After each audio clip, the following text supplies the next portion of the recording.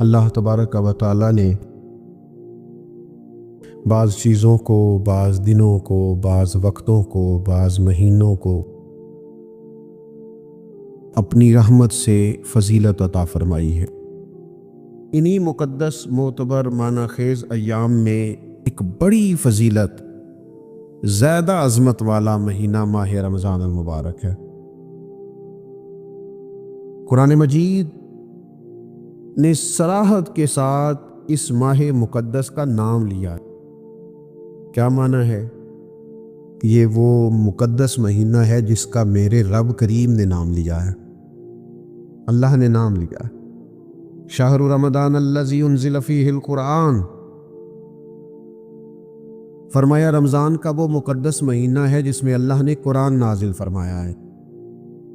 اس ماہ نور، ماہ سرور کا نام نامی اللہ تعالیٰ نے قرآن مجید کے اندر ذکر فرمایا۔ حضرت سلمان فارسی رضی اللہ تعالیٰ عنہ ارشاد فرماتے ہیں کہ شعبان المعظم کا آخری دن تھا، اگلے دن رمضان شروع ہونے والا تھا کہ رسول پاک علیہ السلام نے ہمیں رمضان کی فضیلت پر خطبہ ارشاد فرمایا۔ آپ اس بات کو غور سے سمجھیے کہ ایسا مہمان جس کے آنے سے پہلے اس کی فضیلت بیان کی جا رہی ہے، اور فضیلت کون بیان کر رہا ہے؟ امام الانبیاء صلی اللہ تعالی علیہ وسلم۔ یہ صرف ہمارے دلوں کے اندر، امت کے دلوں کے اندر اس ماہ مقدس کی فضیلت کو اور اس کی عظمت کو بٹھانے کے لیے کہ پوری طرح تم اپنے ذہن میں اور اپنے دل میں ایک بات بٹھاؤ کہ ایک عظمتوں والا مہینہ تم پر سایہ فگن ہونے والا ہے، عظمتوں والا۔ حضور نے ایک دن قبل اس کی فضیلت بیان۔ ہمارے ہاں یہ ہوتا ہے کہ ہم کسی چیز کی اہمیت کو لیتے ہیں لیکن سمجھتے ہیں کہ یہ کوئی روٹین ورک ہے، یعنی نارملی ہر سال رمضان شریف آتا ہے، اپنے وقت کے حساب سے چاند بدلتا ہے اور اپنے وقت پر رمضان شریف آ جاتا ہے۔ ہم سمجھتے ہیں کہ مطلب روٹین کا ایک معاملہ ہے، ایک روٹین کی چیز ہے۔ لیکن اگر آپ اس کو اس نظر سے دیکھیں گے نا کہ اس مہینے کے آنے سے پہلے، نہیں ابھی ایک دن بعد آنا ہے رمضان کو، اور آنے سے پہلے حضرت سلمان فارسی فرماتے ہیں کہ نبی پاک نے ہمیں باقاعدہ بلا کے خطبہ دے کے رمضان کی عظمت ہمارے دلوں میں بٹھا، یعنی فکری طور پر اور ذہنی طور پر امت کو تیار کیا۔ فرمایا تم پر ایک ایسا مہینہ سایہ فگن ہونے والا ہے جو مبارک ہے تمہارے لیے، باعث برکت ہے تمہارے لیے۔ تم اپنے آپ کو ذہنی طور پر تیار کرو کہ ایک ماہ نور تمہارے قریب آ رہا ہے۔ جو رمضان، اسلامی عبادات جتنی بھی ہیں نا، وہ مخصوص پوجا پاٹ نہیں۔ اسلامی عبادات میں سے کوئی عبادت بھی ایسی نہیں جس کا مقصد یہ ہو کہ آپ نے اتنے وقت سے لے کر اتنے وقت تک فلاں عمل کرنا ہے۔ جتنی بھی عبادات ہیں اسلامی، وہ اپنے دامن میں کوئی نتیجہ رکھتی ہیں، کوئی رزلٹ رکھتی ہیں، اس کے ثمرات انسانی زندگی پر مرتب ہوتے ہیں۔ انسان کو تزکیہ نصیب ہوتا ہے، اس کے باطن کو صفائی نصیب ہوتی ہے، اسے خیر کرنے کا موقع ملتا ہے، تربیت کے بہت سارے مواقع اس میں پائے جاتے ہیں۔ بہت سارے اسرار و رموز کے ساتھ اسلامی عبادات ہیں۔ یہ جو رمضان المبارک ہے نا، یہ جو روزہ ہے، یہ روزہ اپنے دامن کے اندر تربیت رکھتا ہے، تربیت۔ یا ایھا الذین آمنوا کتب علیکم الصیام کما کتب علی الذین من قبلکم لعلکم تتقون۔ اے ایمان والو، تم پر روزے فرض کیے گئے جیسا کہ تم سے پہلے لوگوں پر بھی فرض کیے گئے تھے تاکہ تم تقوی اختیار کرو۔ روزہ تمہیں پرہیزگار بنائے گا، تمہارے اندر سے جو نفسانی چیزیں ہوں گی انہیں نکالے گا، اور اللہ تبارک و تعالیٰ کی طرف تمہارے دل کا رجحان ہوگا، تمہاری روح کا رجحان ہوگا، تمہیں تزکیہ دے گا۔ روزہ انسان کی تربیت کرتا ہے، انسان کو روزہ ذہنی طور پر تیار کرتا ہے کہ اللہ کے حکم کے مطابق کھانا ہے، اللہ کے حکم کے مطابق پینا ہے۔ سب سے بڑا مسئلہ اس دور کا رزق کے حلال کا حصول ہے اور حرام سے اجتناب ہے۔ تو روزہ ہمیں یہ سبق پڑھاتا ہے کہ ہم وہی کھائیں گے اور اسی وقت کھائیں گے جو کھانے کا ہمیں ہمارے رب نے حکم ارشاد فرمایا ہے، اور جسے اللہ رسول منع کر دیں گے جتنی مرضی چمک دمک اپنے دامن میں رکھے، جتنی مرضی، لیکن ہم وہی لیں گے جو ہمارے لیے جائز ہے۔ آپ غور فرمائیے، روزہ लअल्लकुम तत्तकून, रोज़ा तुम्हें परहेजगार करता है। बहुत सारे लोग एक बात करते हैं कि आदतें नहीं बदली जाती। यार कोशिश करता हूँ लेकिन मेरी आदत नहीं तब्दील होती। मैं आपको एक राय देने लगा हूँ, मशवरा देने लगा हूँ। मैं आपसे ये अर्ज़ करने लगा हूँ कि मौका आया है रमज़ान शरीफ का। रमज़ान में ना बंदा रूटीन में अपनी आदतें बदलता है। किसी को सवेरे 7 बजे खाने की आदत है, किसी को 9 बजे खाने की आदत है, कोई सुबह नाश्ता नहीं करता, दोपहर में ही खाता है। लेकिन रमज़ान आया तो आदत बदल गई। 7 बजे वाला भी नहीं खा रहा, 9 बजे वाला भी नहीं खा रहा, दोपहर वाला भी नहीं खा रहा, सारे सहरी में खा रहे हैं। आदत बदल गई, बिल्कुल तबीयत बदल गई, रूटीन चेंज हो गई। कोई उठ रहा था सुबह फजर में, अल्लाह की तौफीक से, अल्लाह ताला माफ़ फरमाए, तो कुछ ऐसे भी थे जो 9-10 बजे उठ रहे थे, कुछ अल्हम्दुलिल्लाह फजर पढ़ के चलो किसी वजह से फिर सो गए, 10-11 बजे उठ रहे थे, रूटीन बदली हुई थी। रमज़ान आया तो बदल गई, सारे सहरी में उठ रहे हैं। तहज्जुद के वक़्त सबकी आँख खुल रही है, बिल्कुल रूटीन बदल गई, हालात बदल गए, मामलात तब्दील हो गए, औकात तब्दील हो गए, दफातर के टाइम तब्दील हुए, स्कूलों के निज़ाम तब्दील हुए, मदारस के औकात तब्दील हुए, हर चीज़ के अंदर तब्दीली आई। माना क्या है कि अल्लाह ने तुम्हें मौका दिया है कि आदतें बदली जा सकती, अपने आप को तब्दील किया जा सकता है, लाइफ स्टाइल को चेंज किया जा सकता है। ये मौका आया, एक महीना है पूरा, 2-3 दिन 4 दिन आपकी रूटीन बिगड़ जाए ना सोने की, यानी रूटीन से हट के आप सोना जागना शुरू कर दें तो फिर वही रूटीन बन जाती है। फिर उसी तरतीब से इंसान सारे काम करता है। तो रमज़ान में रूटीन चेंज होगी, सारे तहज्जुद में और सहरी में उठेंगे, तो अल्लाह करे ना ये रूटीन कायम रहे। रमज़ान में तो उठते थे सहरी करने के लिए, तो अल्लाह करे रूटीन बन जाए और सारा साल उठे तहज्जुद की नमाज अदा करने के। अल्लाह करे रूटीन बन जाए, चीज़ें तब्दील हो जाएं। वो लोग जिनको डॉक्टर कह रहे थे कि दवाई भी खानी है और परहेज़ भी करना है, तो वो कह रहे थे जी दवाई खाना तो आसान है, परहेज़ करना मुश्किल है। तो बदलने लगी है ना रूटीन, आ गया ना रमज़ान, परहेज़ का टाइम शुरू हो गया। लिहाजा बेहतरीन फ़ायदा ये होगा कि रमज़ान में परहेज़ हो, डाइट प्लान बिल्कुल बनाया जा सकता है, उसमें चीज़ों को बिल्कुल मुरतब किया जा सकता है। तो रमज़ान शरीफ के आने से पहले ज़हनी तौर पर अपनी आदत की तब्दीली का प्रोग्राम बनाएं।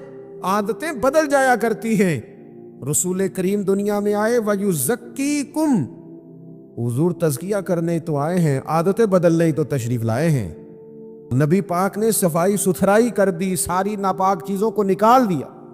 तो रूटीन देखें कि रमज़ान में तकवे के हुसूल के लिए अपनी आदत को तब्दील करना है, और इसके लिए ज़हनी तौर पर अपने आप को तैयार करें। वो जो कहते हैं बच्चे सवेरे नहीं उठते, वो रूटीन बना लें। ये मौका आया है, अभी से इरादा कर लें कि जनाब हमने इस तरतीब से अपने घर को, माहौल को, बच्चों को इस तरतीब से हमने मुरतब करना है चीज़ों। ये आप इरादा करें, अल्लाह ताला मदद फरमाएगा। रमज़ान मुबारक की जो ख़ास फजीलत है, उस ख़ास फजीलत को रमज़ान आने से पहले ज़हन में बिठा लें, और रमज़ान मुबारक पूरे का पूरा उस ज़ौक़ से गुजारें कि ज़हन में बात मौजूद हो, ज़हन में कि दरअसल रमज़ान क्या है। अल्लाह के प्यारे रसूल सल्लल्लाहु ताला अलैहि वसल्लम ने फरमाया, ऐ लोगो तुम पर एक अज़ीमुल मर्तबत महीना साया फ़िकन हो रहा है। हुजूर फरमाते हैं शहरु मुबारक, फरमाया ये बड़ा बरकत वाला महीना है, ये बरकतें लेके आया है, ये रहमतें लेके आया है, ये अपने साथ इनायात लेके आया। और नबी अकरम सल्लल्लाहु ताला अलैहि वसल्लम ने फरमाया, जो बंदा भी कुर्बे इलाही की नीयत से रमज़ान में नेकी का तलबगार होगा, फरमाया वो अगर नफल नेकी करेगा ना तो अल्लाह ताला उसे फ़र्ज़ के बराबर सवाब अता फरमाए। और हुजूर अलैहिस्सलातु वस्सलाम फरमाते हैं, जो इस महीने में एक फ़र्ज़ अदा करेगा, अल्लाह 70 फ़र्ज़ों के बराबर अजर अता करेगा। अपने ज़हन में एक बात बिठाई जाए, ज़हन में ये बात बिठाई जाए कि ये ना बरकत वाला महीना है, इसमें मेरा सवाब बड़ा ज़रबों के साथ आगे बढ़ेगा। एक ज़हन बनाया जाए और फिर सवाब इकट्ठा करना शुरू कर दिया जाए। फिर वो तरतीब बना ली जाए, कारोबारी नहीं, रूहानी तरतीब, कारोबारी नहीं, नए से नए स्टॉल ना तैयार किए जाएं।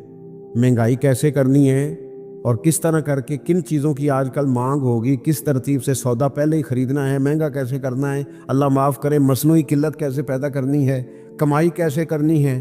رمضان کے اندر جناب لوگ ساری ترتیب لگا کے میرے ایک دوست ہیں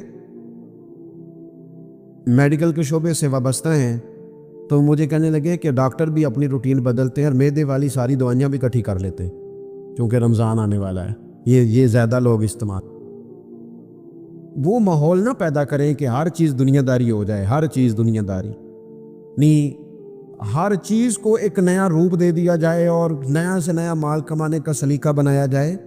میں اکثر کہا کرتا ہوں کہ رمضان تو اس لیے تھا نا کہ اس میں کم کھانا ہے، تھوڑا کھانا ہے، لیکن اگر بندہ کہے کہ میں نے صبح کا چونکہ کھایا نہیں لہذا اب شام کو اتنا کھانا ہے کہ ہفتے سے پہلے ڈاکٹر کے پاس بھی جانا ہے، میں نے وہ سارا پوری کرنی ہے روٹین، تو پھر وہ مقصد کو نہیں نہ سمجھا، پھر اس نے اس خوبصورتی کو نہیں پایا جو خوبصورتی اس کو دین دینا چاہتا تھا۔ ایک تو رمضان کی فضیلت کو سمجھنا، اور پھر جب ہم روزہ دار ہیں، ہم نے روزہ رکھا ہوا ہے، تو نبی پاک علیہ السلام نے خود اس مفہوم کو کھول کے بیان کیا، فرمایا جس بندے نے جھوٹ نہیں چھوڑا، گناہ نہیں چھوڑا، گویا غیبت نہیں چھوڑی، بدی نہیں چھوڑی، تو اللہ کے محبوب علیہ السلام فرماتے ہیں پھر اللہ تعالیٰ کو اس کے بھوکا پیاسا رہنے کی تو کوئی ضرورت نہیں، کیونکہ لعلکم تتقون، تقوی اختیار کرنا تو روزے کا مقصد تھا، اور اگر اس نے وہ بات کو سمجھا ہی نہیں، استاد کے لیے صرف استاد ہو جانا ہی ضروری نہیں، اس کو پھر اپنے منصب کا لحاظ کرنا بھی ضروری کہ میں استاد ہوں۔ والد کا صرف والد ہو جانا ہی کمال نہیں، اس کو پھر اس منصب کے تقاضوں کو بھی سمجھنا چاہیے کہ اب میں ایک باپ ہوں، اب میں روٹین میں وہ آزاد نہیں ہوں کہ جہاں میرا جی چاہے گا جاؤں گا، جہاں میری طبیعت چاہے گی میں کھاؤں گا، جہاں میرا دل کرے گا میں وہ کام کروں گا۔ اب آپ سرپرست ہیں، سربراہ ہیں، انسان دیکھیں نا، ایک شخص ہے وہ عالم ہے، اب علم پڑھ لینا صرف کمال نہیں، وہ اپنے منصب کو بھی تو سمجھے نا، اس منصب کے وقار کو، اس کے لحاظ کو بھی تو سمجھے نا۔ ایک آدمی اگر عمر رسیدہ ہے، بڑا ہے، بزرگ ہے، اور وہ چاہتا ہے کہ میری بزرگی کی وجہ سے میرا اکرام کیا جائے، تو اسے اپنے منصب کا بھی لحاظ کرنا پڑے گا۔ اس کو حضرت سعدی فرمایا کرتے تھے میں نے 18 سال کے بزرگ دیکھے اور میں نے 75 سال کے بچے دیکھے۔ حضور کیا مطلب؟ فرمانے لگے عمر ہو گئی لیکن اپنے منصب کا خیال نہ کیا، عادات بچوں والی رہی، اور فرماتے میں نے ایسے لوگ دیکھے جن کو شروع وقت میں ہی اللہ والوں کی صحبت نصیب آئی، تو وہ جو بزرگی ہے وہ پھر عمر کی وجہ سے نہیں ملی، وہ اللہ نے علم اور عمل کی وجہ سے عطا فرمایا۔ تو اپنے منصب کا لحاظ کرنا کہ میرا یہ منصب ہے۔ اسی طرح جب ہم نے روزہ رکھا ہوا ہوگا نا، تو پھر ہم نے اس منصب کا بھی لحاظ کرنا ہے کہ میں روزے دار ہوں، پھر خالی بھوکے پیاسا نہیں رہنا۔ رسول پاک صلی اللہ تعالی علیہ وآلہ وسلم نے پتہ ہے روزے دار کی فضیلت کیا بیان فرمائی؟ اللہ کے محبوب صلی اللہ تعالی علیہ وسلم فرماتے ہیں کہ رب فرماتا ہے ابن آدم کا ہر عمل اس کے لیے ہے، روزہ میرے لیے، اور فرمایا میں خود جزا دوں گا روزے، میں خود جزا دوں گا روزے کی۔ اور حضور فرماتے ہیں روزہ ڈھال ہے، جو شخص روزہ دار ہو وہ بےہودگی سے، فحش گوئی سے اجتناب کرے۔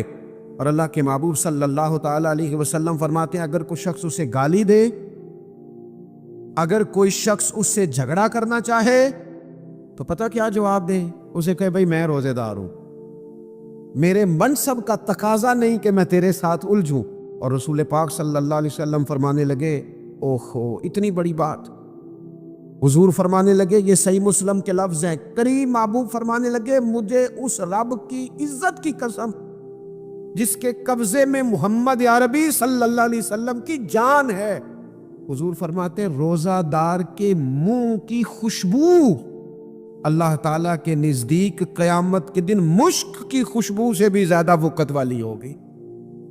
اس کے منہ سے جو خوشبو آتی ہے قیامت میں مشک پیچھے رہ جائے گا، اور رب کی بارگاہ میں صرف روزہ دار کے منہ، اگر تیرے منہ کی خوشبو رب کو اتنی پسند ہے تو تجھے بھی تو اپنے منصب کا خیال ہونے تو کہ میں نے روزہ رکھا ہوا ہے، میں روزہ دار ہوں، میں روزہ دار ہوں، اور میرے نبی پاک علیہ السلام کے یہ دو لفظ ہیں نا، وہ صوفیاء ہیں نا، اللہ کے نیک بندے جو ساری زندگی تڑپتے رہے کہ کبھی اے حقیقت منتظر نظر آنا لباس مجاز میں، کبھی مالک ایک دفعہ کبھی تیرا جلوہ میں، کبھی اے حقیقت منتظر نظر آنا لباس مجاز میں، لاکھوں سجدے تڑپ رہے ہیں میری جبین نیاز میں، اور جو ساری زندگی کہتے رہے کہ ہم تو عمر دراز مانگ کے لائے تھے 4 دن، 2 آرزو میں کٹ گئے، 2 انتظار میں، یہ دیکھو انہیں انعام ملنے لگا۔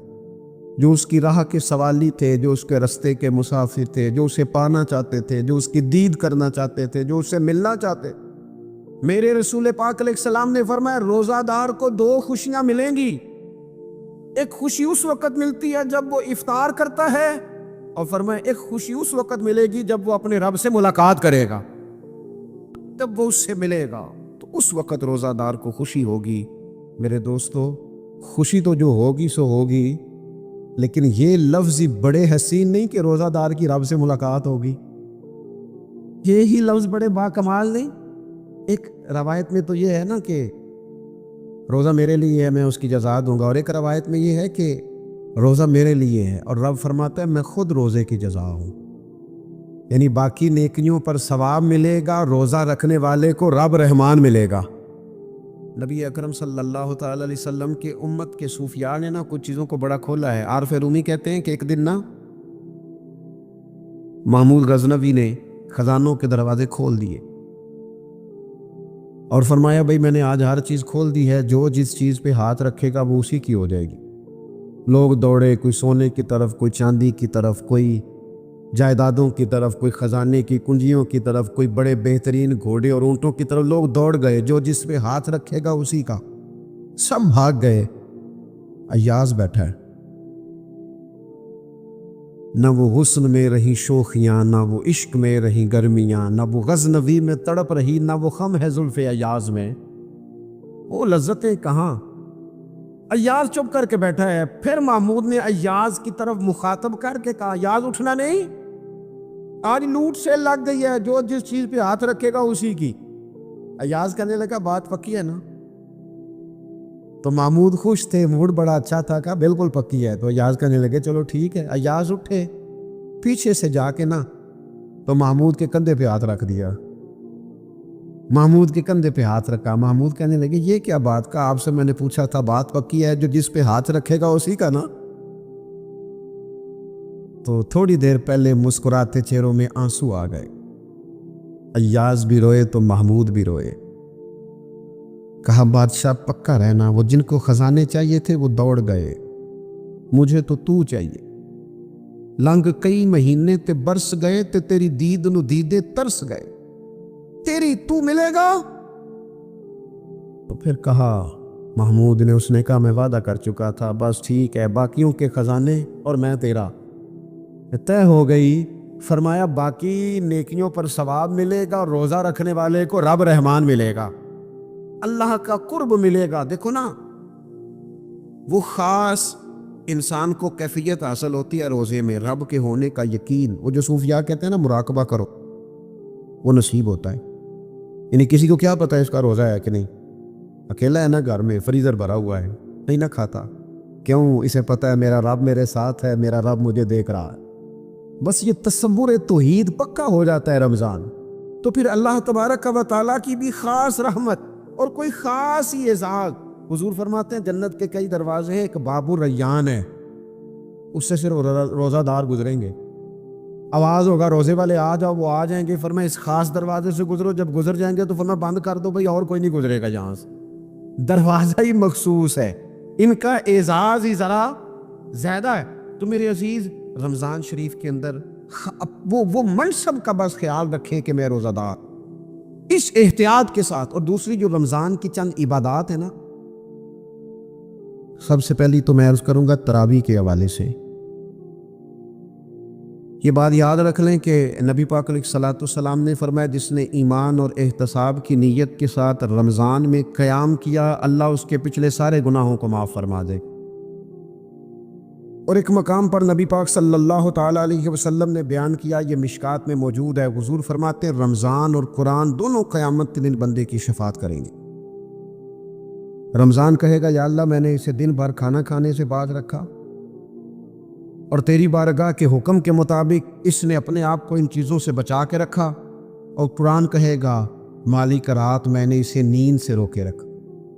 کیا مطلب؟ اس نے کھڑے ہو کے عبادت کی، اگرچہ اس سے مراد شارحین حدیث نے تراویح بھی لیا ہے، تہجد کی نماز بھی لیا ہے، صلاۃ اللیل بھی لی ہے، لیکن میرے عزیز یہ خاص ربط ہے قرآن مجید کے ساتھ تراویح کا۔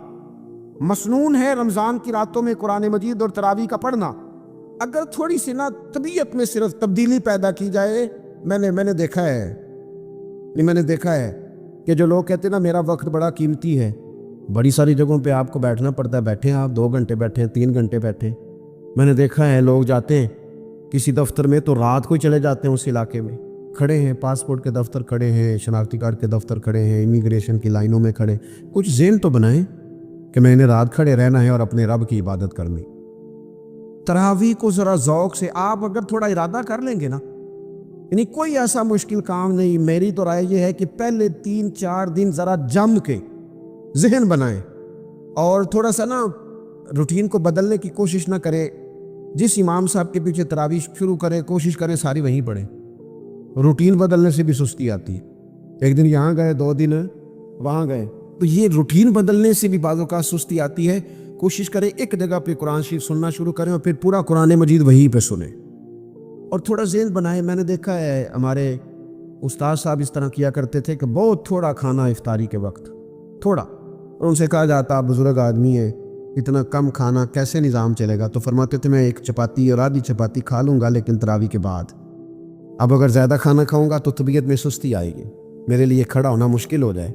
سادہ سا کھانے کے ساتھ افطاری کی جائے گی، اور تراویح کے لیے اپنے آپ کو ذہنی کہاں ٹائم ملتا ہے سارا سال قرآن پڑھنے سننے کا؟ یہ تو اللہ نے موقع عطا فرمایا، تو تھوڑا سا اگر دلچسپی پیدا کی جائے۔ بڑا بڑا سونا قرآن مجید پڑھا جاتا ہے مساجد میں، بچے بڑی بڑی خوبصورتی سے، تو اللہ کا شکر ہے جگہ جگہ پہ۔ اور مساجد کے علاوہ بھی میں نے دیکھا ہے ہم سے لوگ مطالبہ کرتے ہیں کہ ہماری فیکٹری میں رات کو بھی کام ہوتا ہے، اتنے سارے ورکر ہیں تو بچہ کوئی مل جائے قرآن شریف سنائے، فلانی جگہ بھی اتنے لوگ ہیں تو اگر موقع مل جائے، تو اگر تھوڑا ذہن بنایا جائے، شوق پیدا کیا جائے تو اللہ تعالیٰ فضل فرماتا ہے، انسان کو طاقت ملتی ہے کھڑے رہنے کی۔ ایک تو تراویح، روزہ، تراویح، اور تیسری بات ہے سحر اور افطار۔ یہ جو سحری اور افطار، یہودی جو تھے نا وہ سحری نہیں کرتے تھے، سحری کا نام و نشان نہیں تھا، روزہ رکھتے سحری نہیں کرتے۔ تو نبی پاک صلی اللہ تعالیٰ علیہ وسلم نے فرمایا ہمارے اور یہودیوں کے درمیان فرق ہی سحری کا ہے، اور نبی پاک صلی اللہ تعالیٰ علیہ وآلہ وسلم نے فرمایا سحری کھایا کرو، سحری کھانے میں برکت ہے۔ اور اگلی بات سننی آپ نے تو خوش ہو جانا ہے، سحری کو معمولی نہ سمجھے، سحری کرنا عبادت ہے۔ ہاں آپ مت سمجھیں کہ میں روٹی کھا رہا ہوں، یہ تو میرے سامنے دہی رکھا ہوا ہے، یہ تو سالن رکھا ہوا ہے، یہ تو اچار رکھا ہے، تو چپاتیاں رکھی ہیں۔ سحری کھانا عبادت ہے۔ آپ صبح اٹھے، آپ کی تو روٹین ہی اور تھی، تو 7 بجے کھاتے تھے، 9 بجے کھاتے تھے۔ یہ جو آپ صبح کھا رہے ہیں اٹھ کے سحری میں، اپنی مرضی سے تھوڑی کھا رہے ہیں، یہ تو کسی کے کہنے سے کھا رہے ہیں، یہ تو کسی کے بٹھائے بیٹھے ہیں۔ یہ جو سحری کا لنگر ہے یہ رب رسول کی رحمت کے ساتھ عطا ہوتا ہے، یہ کرم ہے، یہ اللہ رسول کے بٹھائے بیٹھے۔ کیا میرے رسول پاک صلی اللہ تعالیٰ علیہ وآلہ وسلم نے بات کھولی ہے، ترغیب و ترہیب میں حدیث ہے، اللہ کرے یہ کبھی چسکا لگ جائے، یہ والا مزہ آ جائے، تو پھر تو گھر میں دسترخوان نہیں بچھا ہوا ہوگا، پھر تو رنگ ہی کوئی اور ہوگا۔ حضور فرماتے اللہ تعالیٰ اور اس کے فرشتے سحری کھانے والوں پر رحمتوں کا نزول فرماتے ہیں۔ کھائی روٹی جا رہی ہے، پکا ہوا کھانا ہے، لیکن حضور فرماتے ہیں رب بھی رحمتیں فرما رہا ہے اور اللہ کے حکم سے فرشتے بھی رحمتوں کا نزول کر رہے ہیں سحری کھانے والوں پر۔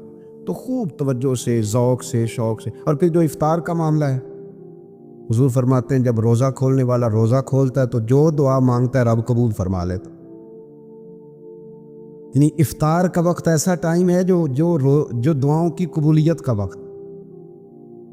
افطار کرنا بھی ہے، کرانا بھی ہے۔ مہنگائی ذرا عروج پہ چلی گئی، میں بار بار کہتا ہوں، مجھ سے نا لوگ دعا کے لیے مجھے کہتے کہتے اپنے کئی دکھ بتا دیتے ہیں۔ تھوڑا سا نا افطاریاں مہربانی فرمائیے گا سیاسی نہ کیجیے گا۔ وہ جن سے مال لیتے ہیں، وہ جن کو مال دیتے ہیں، وہ جن سے ووٹ لینے ہیں، وہ جنہوں نے ووٹ لینے ہیں، اس بنیاد پر سحر افطار کے بندوبست نہ کریں رضا الہی کے لیے۔ میرے محبوب فرماتے جس نے رب کی رضا کے لیے کسی کو افطار کرایا، جتنا ثواب اللہ روزہ رکھنے والے کو دے گا اتنا افطار کرانے والے کو بھی عطا کرے۔ اور ایک حدیث تو آپ پڑھیں گے تو جھوم جائیں گے، سنیں گے تو خوش ہو جائیں گے، المعجم الکبیر میں موجود ہے۔ نبی پاک علیہ السلام فرماتے ہیں جس نے حلال کھانے اور حلال پانی سے کسی کا روزہ افطار کرایا نا، ذرا دیکھنا غریبوں کے گھروں کو جھانکنا، ذرا اپنے عزیزوں میں ایک نظر دوڑا لینا، ذرا رمضان کی نیت کر کے رمضان سے پہلے ہی غرباء تک راشن پہنچا دینا، ان کی فکر دور ہو جائے، وہ پہلی شام ہی اپنے بچوں کے ساتھ آسودہ حال ہو کے بیٹھیں۔ دیکھ لینا یہ نہ ہو کہ ایک بھائی کھول کے کھا رہا ہو اور دوسرے کے بچے منتظر ہوں کہ آج سحر افطار میں کیا کرنا ہے۔ اپنے گلی محلے میں دیکھ لینا، ہم اس رسول کے ماننے والے ہیں جنہوں نے فرمایا میں اسے مومن ہی نہیں جانتا جو پیٹ بھر کے کھائے اور اس کا ہمسایہ بھوکا رہ جائے۔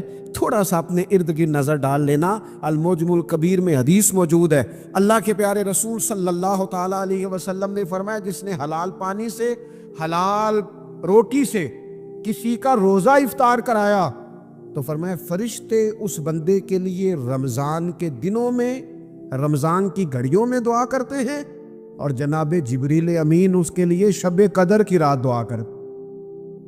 حضرت جبریل شب قدر میں دعا کریں گے خاص رات، یا اللہ اس بندے پر فضل فرما، اس نے تو غریب آدمی کو افطار کرا۔ یہ ایک عبادت ہے، اس عبادت کا خیال کریں۔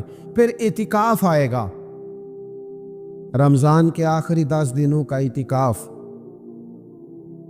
اسلام میں رہبانیت نہیں ہے، لیکن کبھی کبھی سب سے کٹ کے اپنے رب کے ساتھ جڑ جانا، کچھ رات کی عبادتیں، کچھ تنہائی کے اذکار، کچھ درود و سلام کا ذوق، یہ ان ساری خوبصورتیوں میں سے ایک خوبصورتی اعتکاف بھی ہے۔ اللہ کے پیارے رسول علیہ الصلوۃ والسلام ہمیشہ اعتکاف کرتے، اور حضرت عطا بن رباح رضی اللہ تعالیٰ عنہ کیسی خوبصورت بات ارشاد فرماتے ہیں، فرماتے ہیں معتکف تو اس آدمی کی طرح ہے جیسے کسی بندے کو کسی کے ساتھ کوئی کام پڑ جائے نا تو وہ جا کے اس کے دروازے پر بیٹھ جاتا ہے کہ جب تک میرا کام ہوگا نہیں میں جاؤں گا نہیں۔ فرماتے ہیں یہ اعتکاف والا بھی آ کے رب کریم کے گھر بیٹھ گیا ہے کہ جب تک تو معاف نہیں کرے گا میں جاؤں گا نہیں، جب تک تو بخشش نہیں کرے گا میں اس دروازے سے ہٹوں گا نہیں۔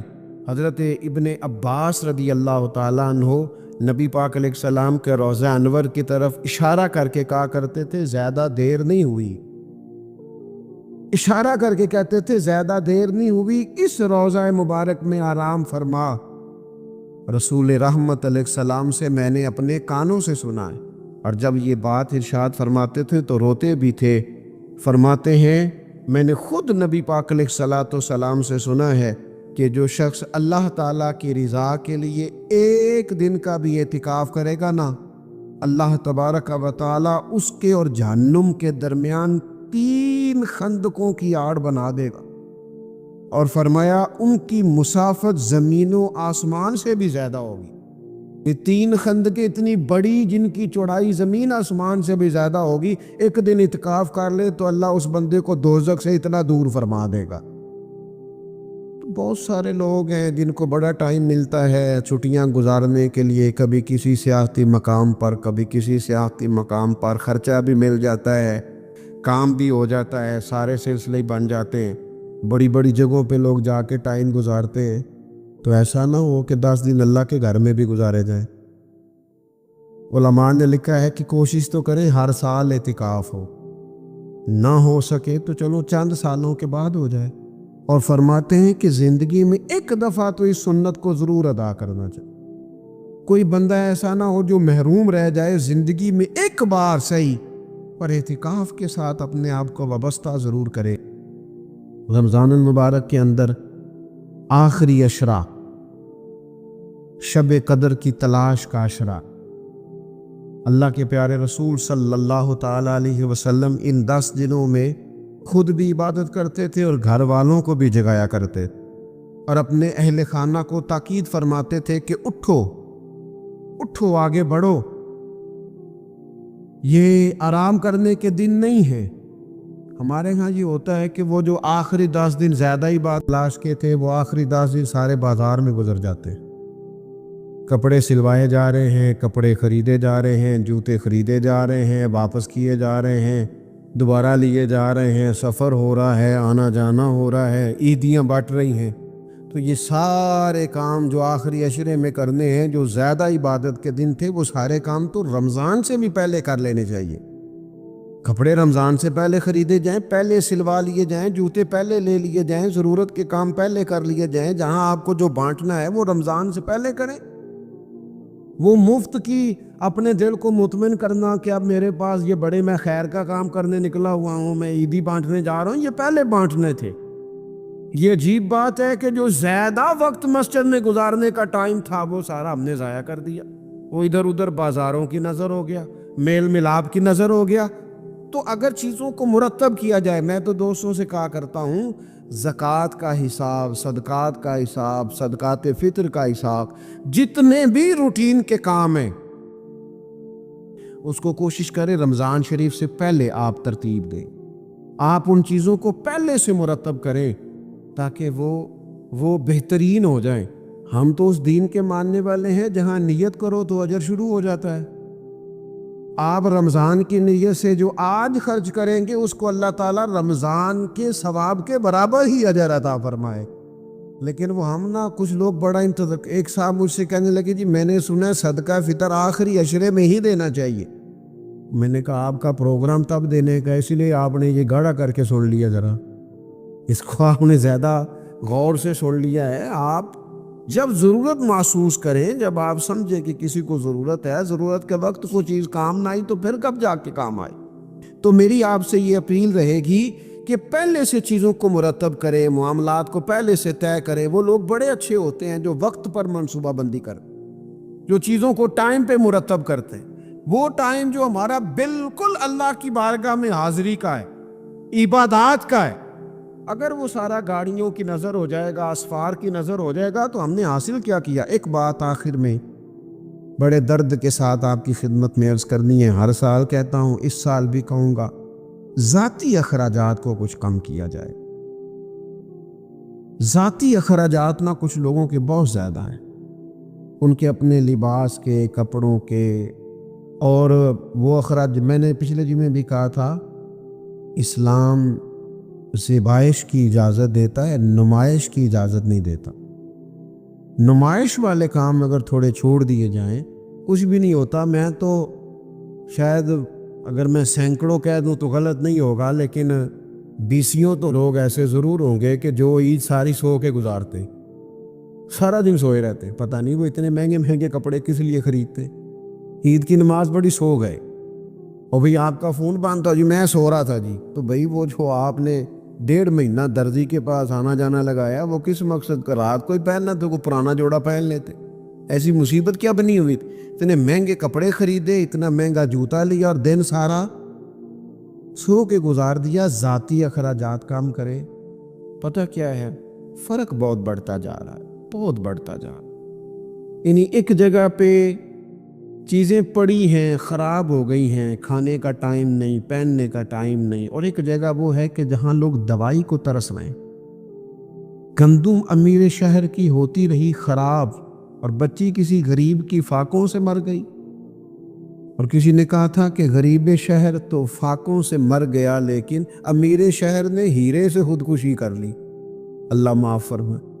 تو بہت ساری جگہوں پہ لوازمات زیادہ ہیں، اخراجات زیادہ ہیں، تکلفات زیادہ ہیں۔ اس رمضان میں مہنگائی کا جو زور ہے، حالات کی جو سنگینی ہے، اور تھوڑا پیچھے جائیں تو غریب علاقوں میں جس قسم پرسی کے ساتھ لوگ اپنا وقت بتا رہے ہیں، اگر صرف امیر لوگ اپنے کچھ ذاتی اخراجات کو کنٹرول کرنے میں کامیاب ہو جائیں تو بڑے سارے لوگ ایسے ہیں جن کے لیے وہ خوشیاں بانٹنے کا ذریعہ بنیں گے، اسباب میں، اور ویسے بھی زندگی سادہ کریں، آسان ہو جائے گی۔